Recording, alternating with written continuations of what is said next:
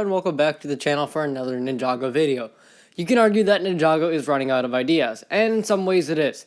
This is the 4th season that we're going to be seeing snakes in, but in reality the possibilities are endless.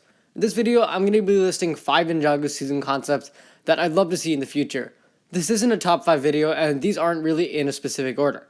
Some of these concepts will be more general, while some details will be much more specific. So sit back, relax, and enjoy the video.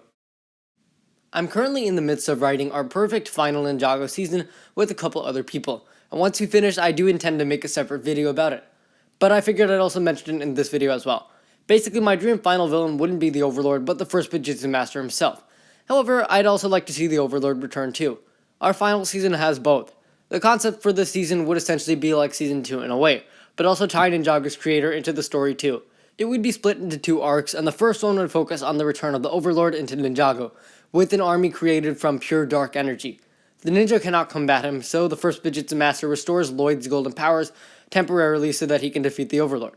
Lloyd goes to fight the Overlord but loses, and also loses his powers too, so a spirit form of the first Bujutsu Master comes to finish the job. After a lengthy battle, he succeeds and kills the Overlord, but the balance is now collapsed in the opposite extreme. The first Ninjutsu Master's Oni side is revealed. Devastated that Ninjago can never have peace, he vows to destroy it and start over again. The first Ninjutsu Master as a final villain would be a great way to tie everything together, and far more interesting than the Overlord again. I don't want to spoil all of our plans obviously, but stay tuned for a more detailed video about our final season in a few months once we finish the script. Switching over to a more general one, we got a glimpse at what a space story would be like back in episode 33. And it was pretty cool. Being a fan of sci-fi and Star Wars myself, despite the space story fitting poorly into Rebooted and being part of its bad plot, I enjoyed the action sequences we got from it. But this also raises the question of if Ninjago would still feel like Ninjago if it was centered around space travel. How I see it, there are 2 ways to execute a space season.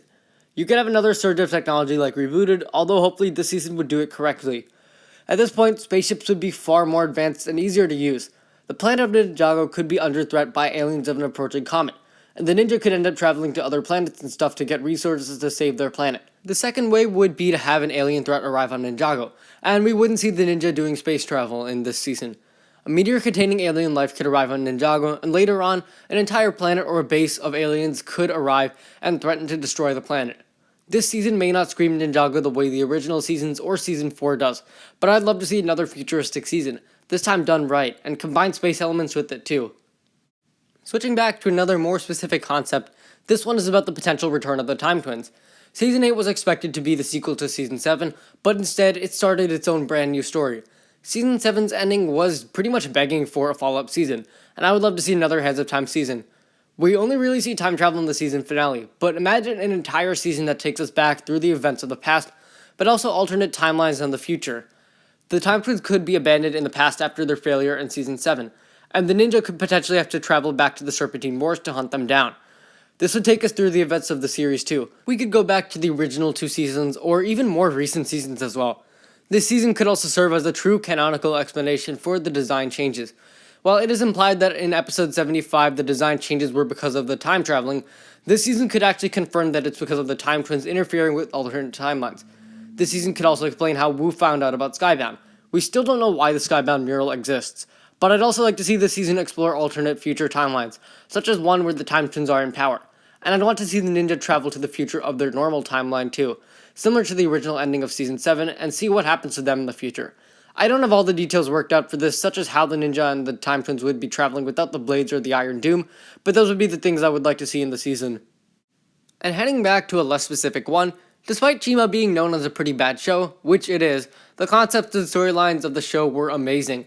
One of the things we never really saw though was an underwater season. In the real world, the oceans are still some of the most mysterious places out there, and I think this could have some amazing villains as well. We could have some fish people that evolved from normal fish in order to take down Ninjago and eliminate humans. Or like Chima, different tribes of different species. Like Atlantis, this season could also have its own version of an underwater society, although this version could be inhabited by evil fish creatures. This season obviously shouldn't take place entirely underwater, and we should see the ninja return to classic locations to defend the people from the creatures of the deep. I know this one is a bit weird and obviously a bit of a stretch, but we could get some awesome villains, many new underwater locations, cool vehicles, and a lot of backstory from this too. Maybe the first Ninjutsu master created these fish people alongside the Serpentine and humans, but after seeing their evil desires, punished these fish creatures and they were cast away into the trenches where they devolved over the centuries. But now they were evolving again to continue their evil plans. I think if done right, it could be awesome. Last but not least, remember the Madness Realm, the place where Garmadon went to mutate? Whatever happened to that place? I think out of the ones I've discussed, this is probably the least of a stretch. We saw some pretty cool creatures in the Madness Realm, the Mud Monsters and the Craglings. There's gotta be more in this realm than just that. I'd love to see a season that explores the creatures of the Madness Realm more, and give us some history about the realm itself. This realm has barely been featured, but it has a lot of potential. I've imagined the main villains for this season being some sort of flying demon, perhaps seeking to descend Ninjago into madness too. Basically a much more chaotic, creepier version of the Oni. Garmadon also stated way back in the pilots that the Madness Realm has no balance. We could get some backstory as to why this realm doesn't have balance. And if Garmadon was able to mutate there, imagine what else could happen there. It would be awesome to have the ninja exploring the Madness Realm a bit, but also the villains from this realm entering Ninjago through the Mountain of Madness as well. This could also be a great time for Garmadon to return too, since he was in that realm for a while. New seasons have been introducing and exploring new realms, which is awesome, but why not go back to flesh out an old realm? So that's going to be all for this video. I realize almost all of these are long shots and probably will never happen, but I still think these would be awesome to see on screen, especially the first one. Thanks for watching this video. If you enjoyed, be sure to leave a like, subscribe, and share with anyone and everyone you know. Let me know what you guys think of my season concepts and what season concepts you guys have come up with. Once again, thanks for watching and I will see you next time.